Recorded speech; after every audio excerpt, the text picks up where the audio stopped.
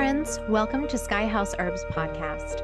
I'm Ashley Elenbaas, a clinical herbalist, and in this space, I share my knowledge and experience with plant medicine to help you on your own journey of healing and transformation. Join me in exploring the ancient wisdom of plant spirit medicine and how it can be used to heal the body, mind, and spirit. We'll talk to experts in the field and share stories from people who've been transformed by powerful plant allies. New episodes are released each Monday, so please subscribe. And now, let's explore this mystical world of plant medicine together. Everyone, welcome in. Today we're going to be talking about sleep. And I know this is a huge topic. It is one that I get so many questions about every year. And I'm excited to share with you from my 15 years of clinical experience working one-on-one with clients, also my experience as a mother and someone who's had sleep disturbances myself, what I've used for myself, with my family, with my children. And what I'm going to do, it's a little bit different, is I'm going to share 10 herbs, but I'm going to group them by pattern. That way you can look for the pattern that is most familiar to you, and then I'll give you a few different options for each pattern. That's the way that I find herbs to work the best. Before we dive into today's content, if you haven't yet subscribed to my channel, please do. I have a goal of trying to reach 10,000 subscribers by the end of this year. I'm at, I think, about 7.19. So we're getting closer, and every subscription helps more people find my work. It helps more people learn about the power and the wisdom of gentle and safe remedies like plant medicines. So thank you for subscribing. Please like this video and share it if you wish. All right, so we're going to talk about 10 herbs that are helpful for sleep patterns. Now, I want you to just listen to all of them because you're going to find that maybe there are a few different patterns in this talk that relate to you. And then you might see some crossover because there are some herbs that fall into similar categories. And you might decide you might want to blend herbs together. So keep your ear out. If I don't happen to mention your specific sleep pattern, write it in the comment section on my YouTube channel, and I promise I will get to it and I will respond. But I think I've done a pretty good job at covering all of the sleep disturbances and all of the patterns that are most common out there. All right. So let's talk about the number one thing that I see in my practice and that I've been dealing with my 8-year-old, which is difficulty falling asleep. This is very, very common. It's pretty, there's a lot of reasons why we can have difficulty falling asleep. One reason can be that we just have a lot on our mind. Maybe we have some anxiety, and at night, when all the stimulation and distractions are away, our mind just can't relax. Another reason is maybe we've eaten too close to bedtime. That can also keep the body more active and it can make the body have a more difficult time calming down because it's actively digesting the food you ate. So really trying to give yourself 3 to 4 hours after dinner before you go to sleep. So a lot of people maybe eat late. Try pushing your dinner time earlier. So if you go to bed at like 9, 8, 7, 6, 5, then you eat your dinner at 5, right? So that is something that can help. But here are the herbs that I have found to be very helpful for difficulty falling asleep. The first one is chamomile. And you might be like, oh, that's so, of course, chamomile, but it's like, isn't it so gentle and weak and it doesn't work? No, actually, in my practice, I always like to start with the gentle herbs first, because sometimes it's just a subtle shift that our nervous system needs to be able to get into a better sleep routine. So drinking a cup of chamomile tea about an hour before bed, and I would recommend maybe 2 teaspoons of dried chamomile flowers in about a cup and a half of hot water. Steep it for maybe 5 to 7 minutes, and then drink that. And if you drink it about an hour before bed, it'll give you a chance to go to the bathroom before you go to sleep. So then that way you're not waking up in the middle of the night going to the bathroom, which is something you don't want either, which is waking in the middle of the night, which we'll get to next. You can also take chamomile as a tincture. That can be another option. You can take it as a glycerate. So tinctures are in alcohol, glycerates are in vegetable glycerin, which is non-alcoholic.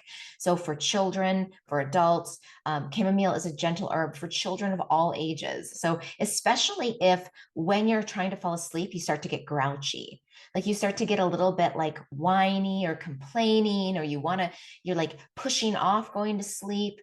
You're trying to like like this is what my 8-year-old does, is like, I just need some water. I just need a warmie. I just need some herbs. I need this. I need that. Like if you're pushing off bedtime and you're just trying to distract yourself, then chamomile can be a really nice thing.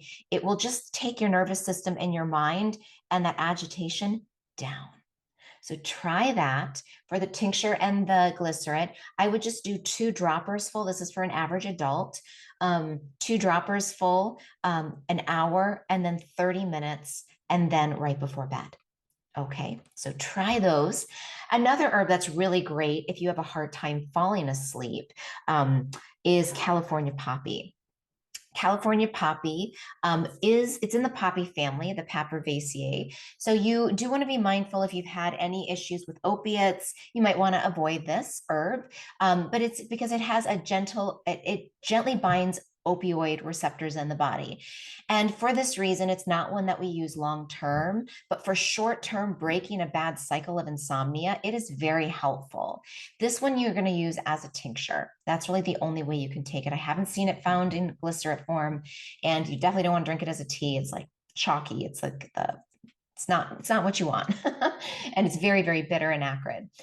So what you're going to do for that one is find a tincture, and you can take 2 droppers full in the same way. So I would maybe actually even start with 1 dropper full an hour before bed, 1 dropper full 30 minutes before bed, and then another dropper full right before bed. And that's going to really take anxiety down.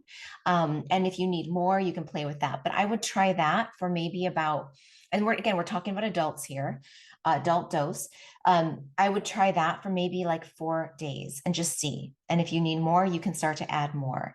But for most people, that amount will it relaxes them. So if you tend to also have issue with tension, so it's not just in your mind, but it's also in your body, the California poppy will also help to relax your body because of those muscle relaxant properties in it. So that's a really nice one. If you're a light sleeper, California poppy will also help you stay asleep. So it's good for falling asleep and staying asleep. And if you wake up in the middle of the night, you can also just take a dropper full, and it will help you go back to sleep. The third one that's really good for falling asleep is kava. And this is the root.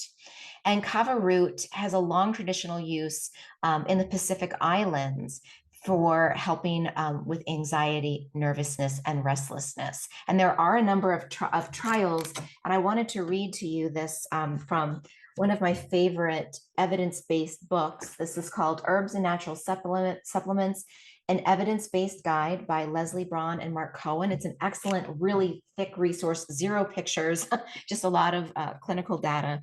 But I thought this was really nice and I wanted to share this. The hypnotic activity of kava extract was confirmed in a randomized controlled trial in which a single dose of 300 milligrams kava extract was found to improve the quality of sleep significantly. This was from Emser and Bartiella in 1991, also reported by Ernst in 2001. In vivo experiments with D-L-cavein, which is one of the compounds, have shown that it reduces active wakefulness and significantly prolongs sleep compared with placebo. And that study was Holmes in 1991. So I'll include a link for this book since I'm going to be referring to it a few times. So, we can see that there's evidence-based information here for the use of kava. They're saying 300 milligrams. So that's the dose in these studies. You can also take kava. You can make it as a tea. That's a long process because you have to add milk and protein and fats. But if you're going to take it as a capsule, you can start with 300 milligrams and you can go up to 600. And if you're taking it as a tincture, I would start with maybe 1 dropper full, the same dosing as your California poppy. So taking it every 30 minutes up to bedtime. And that will have a significant impact, especially on tension. And if you tend to hold tension in your jaw and in your neck, and you're trying to fall asleep and your neck is really tight, kava will help with that. It's really good for neck tension. So those are my top 3 herbs for falling asleep. Now, what about staying asleep? Are you the type of person that you wake up in the middle of the night 3, 4, 5 times? Maybe it's to use the bathroom, in which case try to reduce your liquid intake before bed. That's an easy thing you can do. But the other thing is to check your prostate if you're a male, because that can sometimes, prostate enlargement can also lead to increased urination at night.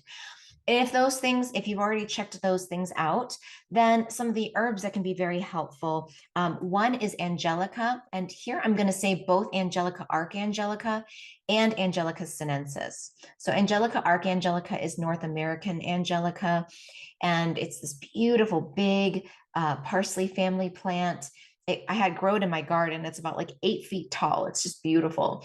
And then Angelica sinensis is also called Dong Quai. It's a Chinese version. It's like the Chinese cousin to Angelica, Archangelica. So either of those, they can be used interchangeably. They both have a lot of volatile oils, which are very warming and relaxing.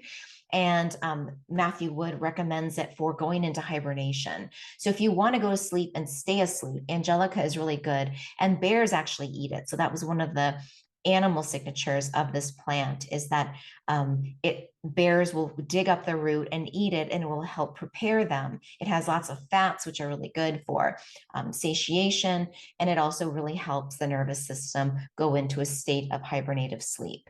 If you wake up, if you are one of those people who wakes up in the night and then you wake up and you're feeling groggy, that's another indication for Angelica. So if either of those match, try Angelica. You can brew it as a tea. It tastes kind of like maple syrup and dirty socks. Does that sell you on it? Probably not. So most people prefer to take it as a tincture or glycerate. And I would dose it the same way, one dropper full, an hour, 30 minutes, and then right before bed. Either of the Angelicas will work just fine. If you want to brew it as a tea, just use about a teaspoon and cook it. So you're gonna have to like simmer it for maybe about 30 minutes and then let it cool, and just take a few sips, an hour, 30 minutes, and then before bed. It's going to be really strong. So it's not like chamomile where this is a beautiful, pleasant, relaxing experience. No, this is going to be medicinal sips of like, Hogwarts potion, and it will help you relax, get warm, opens up peripheral dilation. It'll help you stay asleep. Another one that will help you stay asleep is one that I already mentioned, California poppy. So California poppy, just for that general agitation, restless mind, restless body, you can try that too. If you have difficulty falling asleep and staying asleep, you might really benefit from California poppy, and then kava as well. So I would say, we can look at those as all very much overlapping with sleep maintenance and sleep onset insomnia. What about another one, which is sadly common, which is nightmares and night terrors? And both of my daughters have dealt with this. I think it's pretty common for kids, just waking up in the night screaming, having terror, coming out, being afraid, just having really agitating dreams. So some of the herbs that I've used in my family, one that I've had great success with is mimosa. So this is Albizia julibrissin, also called the happiness tree. And this one I use both the bark and the flower together. I've made my own tinctures. So the only place I found that actually combines them together like that is Planetary Herbals, which is Michael Tierra's company, and I'll include a link in the description. But you can also find Albizia bark only on Herbalist and Alchemist. So you can, if you can look around and see what you can find for this. It's also found in different Chinese herb stores since it's a traditional Chinese medicine. But I recommend this one as a tincture. And this one you don't need as much. This one is a lower dose. So I would take, if you're dealing with night terrors, I would take it right before bed, and I would just take about 5 drops and just try it for a week. I know the first night, it sometimes can take a little while for these herbs to kind of settle into your psyche and into your body, but it will just lighten the energy in your body and in your mind so that the dark thoughts, and this is true, like if one of the reasons why you're not able to fall asleep is because you're afraid and there's like terror stuff happening or like reliving traumatic events, then you might want to try mimosa just to bring in. My husband has used it for his night terrors and nightmares in the past, and what he said, it's like, oh, the flower is like this bright pink. It has like this like really fluffy pink head. And so in the dream space, it shows up for him as a crazy art teacher with pink hair. Isn't that fun? And then she'll come in and she'll be like, well, as a matter of fact, this is actually what's going on. And she'll come into the rescue and help in the dream space. I experience it a little bit more subtly when I take it for dreams, which is just a sense of lightness and ease in the dream space so that there's not so much work or scary stuff happening. Another herb that's really nice for nightmares is St. John's wort. And I do have to give a disclaimer here. So if you are taking SSRIs, if you're taking blood pressure medication, if you're taking warfarin, blood thinning medication, if you're taking epilepsy medication, honestly, if you're taking any medications, there are possibilities that St. John's wort can interfere. So talk to your doctor if you're taking any medications before taking St. John's wort. If you're not taking any medications, then you can work with St. John's wort, I say, very safely. It's nothing to be afraid of. It's a wonderful herb. And this one I would start with very low doses. So I would start with about 5 drops right before bed. St. John's wort is a wonderful nervine. It's a nervine relaxant. It works on the solar plexus. So if a lot of your fear lives in your gut, like you just sort of get this uneasy, queasy gut feeling when you have nightmares, or if you get into anxious states, then Hypericum or St. John's wort is a wonderful ally. If you are on medications, one way you can get around this is you can take St. John's wort as a homeopathic. So you can take like a 5X or a 5C and just take maybe about 3 to 5 of those little pellets. And that way you're taking an energetic dose of St. John's wort, which will not have an effect with any medication. So that is a workaround if you're taking prescription medications. Another workaround is to use it topically, and they do make St. John's wort oil, and you can just do a little bit, like just a dab on the inside of your wrists, just to get that energetic imprint of the plant to help you with sleep and to avoid nightmares. What about night sweats? This is another thing, especially around menopause or perimenopause, or for men that are going through andropause. There can be just, you can wake up and the bed is just soaking wet. And so I've worked with a lot of women clients over the years with night sweats. And a few things that you need to do. Oops, sorry, I always hit my microphone. Sorry about that. A few things that really help is taking out caffeine, and especially red wine and alcohol before bed, or caffeine in general. So I found that with a lot of women who experience night sweats, if they greatly reduce caffeine and if they take out alcohol, it just gets better. So that is true. It just is. And there are herbs that can help in addition. So in my clinical practice, the one that I always reach for is hops. Hops, Humulus lupulus is the Latin name, can be used as a tincture and it can be used as a tea. Now, as a tea, it is very, very bitter. Think about like a very hoppy IPA beer.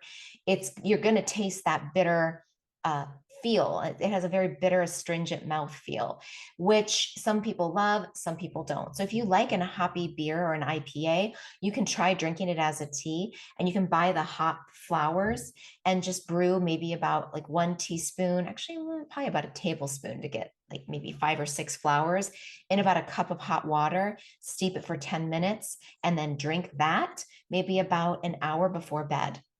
If you want to use the tincture, I would dose the tincture, take maybe 2 droppers full, 30 minutes before bed, take 2 droppers full right before bed. And then if you wake up in the night, take 2 droppers full. And when I say droppers full, I mean like, here's a tincture bottle. So a dropper full is when you depress and squeeze the rubber is as full as it gets here. And this is usually about 1 milliliter. Roughly. So take 2 of those. You'll go squirt 1, squirt 2 into your mouth, and do that twice before going to bed. So that is like, I think that's the only one I really have for night sweats. Also, you can look at your hormones. You might want to work with a hormone modulator, like Vitex is one of my favorite herbs. I usually do about 1 dropper full just in the mornings for hormone regulation. I found that to be very helpful for a lot of women going through perimenopause into menopause. So you could try that. If you are taking hormone replacement therapy, I would work with a clinical herbalist just to make sure that they're checking your levels. Even though the herbs are very gentle, we always want to be safe. What about thinking? Like, what this is probably falls under the category of restlessness and difficulty falling asleep. So there are two herbs that work really well for churning minds, where your mind just cannot stop thinking. The first one is skullcap. I just love this one. It seems to work really, really well for the racing mind. So the racing mind is like, you're like visualizing all of your to-do lists and you just can't turn it off. Take 2 droppers full of skullcap 30 minutes before bed and then right before bed. It works. It's amazing. It really slows down and stops the agitated spinning of the mind. Another one is passion flower. Passion flower, that one I mentioned at the beginning, I think, that a lot of these herbs have worked well, and some of them haven't worked for me, but it doesn't mean they don't work. So passion flower is one of those herbs that I sometimes add into a formula. I have not found it worked well on its own for whatever reason. I feel like it works really well in combination. So if you have that restless mind, and let's say you already have passion flower as an extract at home or as a tea, you can blend it with any of the other ones. And it does seem to help the mind from sort of attaching itself like a vine, which is what it is, to different thoughts. And it can help quiet the mind and calm the mind down. There have been some clinical trials in this book with the combination of passion flower and lemon balm working very well together, and have had statistically significant impacts on increasing the duration and the length of sleep. So you could combine those as a tea. That would be very nice, or even as tinctures. But again, I find passion flower works well when it's with someone else. What about children and fears? Because this is something that we're dealing with right now. We have our daughters shared a bedroom for many years. And I co-slept with my girls, and I'm so glad I did. I have no regrets.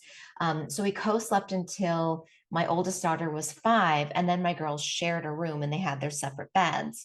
And then at the beginning of the summer, my 8-year-old moved into her own bedroom, and the first 2 weeks were fine. And then it started getting crazy. And she's had sleepwalking issues before, but like, talk about turning up the notch on her anxiety. Since she's moved into her own room, every night we're dealing with sleep problems. So I wish I could say here's what cured it, but I can tell you what helped it. So my daughter, for her, she gets a little bit obsessive about single things, and what she should have done and what she thinks would be good, or like, something she wants to fix in the morning. She's a list maker. So for that sort of obsessive list making type of mind, blue vervain is very helpful. So I've been giving her blue vervain before bed, and that seems to at least take that voice of that sort of incessant list making part of her brain, takes it down. So that is really helpful. The other thing that I've been giving her is homeopathic aconite, and that's at a 6x. And that is really helpful with generalized child anxiety. And so that's been helping her. She asks for it. She said it's like the volume of my anxiety gets turned down when she takes it. So I'm like, well, that's good. So aconite, or what is it? Acamonium, I think I'll include a link. But as a homeopathic dose, that's what we've been giving her, just 3 pellets right before bed. Other herbs that seem to help is chamomile tea, just for generalized restlessness and sort of the whining about bedtime. I usually give my girls chamomile tea about an hour before bed in a sippy cup, and that seems to help them. And I just brew about 1 teaspoon in about 1 cup. And since I have 2 girls, I do about 2 teaspoons and 2 cups of hot water, steep it for 10 minutes, add a little honey. And that can be helpful, not too much because you don't want the sugar to keep them up, but an hour before bed, I find that can be just the right thing to help. And another one for fear of the dark, which I am going to try, because that's, it's like with sleepless problems or sleeplessness, it's like you're peeling an onion. It's like you're layer by layer getting to the root of what is at the heart of this problem falling asleep. So last 2 nights ago, we were talking about it's the dark. She's afraid of being alone in the dark. So the herb that is like an excellent remedy for fear of the dark or dark things is calendula. So I'm making a tincture right now. I'm like, please get, like the time couldn't go by fast enough. But I do have an oil that I'm going to try on her tonight that I did like a hot oil infusion. So I'm going to try a body oil to see if that helps. But as soon as the tincture is ready, I'm going to start giving her a tincture of calendula and just like maybe 5 to 6 drops before bed, see if that helps. Because calendula is a flower of the sun. It's ruled by Leo. It's a bringer of light. It follows the sun across the sky. So it opens when the sun rises and then it closes when the sun sets. So it's like and it's been used in a lot of traditional ceremonies across the world, different species of calendula for bringing in the light and for helping with, the passage from life to death and things like that. So there's one. For teeth grinding, if that's an issue, blue vervain works really well. Also, skullcap and chamomile can be helpful. So if you notice with children that they're grinding their teeth, if you're grinding your teeth, especially, if it's just stress related, try that chamomile tea trick before bed, and that can really help with tension in the jaw. And for sleepwalking, which is another thing we're working on, is St. John's wort. So just try small doses. If you're working with a child, if they're not on any medication, just start with 3 drops of a tincture right before bed. And if they're still up in the night, give them 3 drops of St. John's wort when you put them back to bed. And it's just going to soothe the nerves, and it's going to remind them of the lightness, and it's going to bring them back into their body. And that's what we want, because there's a restlessness that's happening in the spirit, on the spirit level, and they're being taken out. And that St. John's wort, traditionally in like pagan traditions and in the Celtic world, St. John's wort was specific medicine for bringing people up, for helping with spirit possession. I don't think my daughter is possessed, like not literally, but there is something about that restlessness and the spirit being taken that is unsettling, especially as a parent. You're like, where are you going to go? Like, this could be very dangerous. So St. John's wort was used as a protector. It was a protective herb, and it was really helpful and used for spirit possession or spirit capturing. So that is definitely worth it. And we're going to start working with that herb. I'll tell you how it goes as well. What about, let's see, I talked about circular thoughts. I think those are really the main ones that I think probably are the ones that you've been working with. Now, what if you have difficulty waking up? That can also be a problem. So I would check for sleep apnea and do a sleep study, or ask your partner or anyone that lives with you, do I snore? Because if you're having issues with snoring, that can really have you wake up and feel very restless. Another thing is you might not be sleeping long enough. We need about 9 hours from laying in bed to waking up to get about 8 hours of sleep. Usually 1 hour is spent, not actually getting our deep rest. And studies have shown that we actually get our deepest sleep in the half an hour before we wake up. So for most of us, if we can get to bed a little earlier and let our bodies get that really, really deep sleep in the morning hours, then we'll wake up feeling refreshed. There isn't an herb for that. That's just a little tip for you, because I have found that just letting my body go to bed a little earlier and sleep in just a little bit more. When I check, like, my energy is way, way better when I give myself that extra half an hour of sleep. So see what you can do to gift yourself that extra a bit of sleep, so that way you can wake up and feel really refreshed. Some other tips that might help you with this is just sort of general sleep patterns that you can add into your routine, is turning off screens or phones about 30 minutes before bedtime. The light from the screen really stimulates the brain. It can make it hard for the brain to shut down because you're in this active, especially if you're like scrolling, you're in this reward cycle. So when you turn off the screen, your brain is still looking for something to reward it. So here's what I would recommend is, check your email, do everything you need to do about 30 minutes before bed and turn your phone off. Okay, like turn your Wi-Fi off before you go to bed, like before you brush your teeth and wash your face, before you start your morning, your evening routine, do your checks, turn the phone off. That way, when you get into bed, you've at least had 15 minutes of no screen and you've closed your phone down for the night. So that's one little tip you can try. Also, the lighting is important. So, if you have a lot of bright lights on in your room, in your living room, in your kitchen before bed, that's going to also keep your brain awake. So try to turn off lights about an hour before bed. Like, not that you're in the dark, but just dim your lights, light candles. Candlelight, especially with beeswax, has been shown to affect the eye in a very specific way that also calms the brain. So if you can light a beeswax candle in your bedroom or in your living room as you're dimming the lights for the evening, that will help signal your brain to start producing more melatonin and just get you ready for bed. Also check your room for blue lights, or like on computers and TVs, there's those like little glowing buttons around your power button. So cover those. Like if you have any screens or any sources, especially red and blue light, cover them up. Stick a pillow or a towel over them. So that way it's not, because it will go through your eyelids and it can also affect sleep. All right, everyone. So those are my 10 top herbs for sleep. And please let me know what you thought. Let me know if it was helpful. Let me know if you have any herbs I didn't mention that really help you with your own sleep or with your children's sleep. And please, again, subscribe to my channel if you found this to be helpful. If you want to learn more about herbs, new videos are coming out every week. So I am committed to serving you all and giving you good content to help you live a happier and more easeful and hopefully more enjoyable life. So thank you all, and I'll see you next week.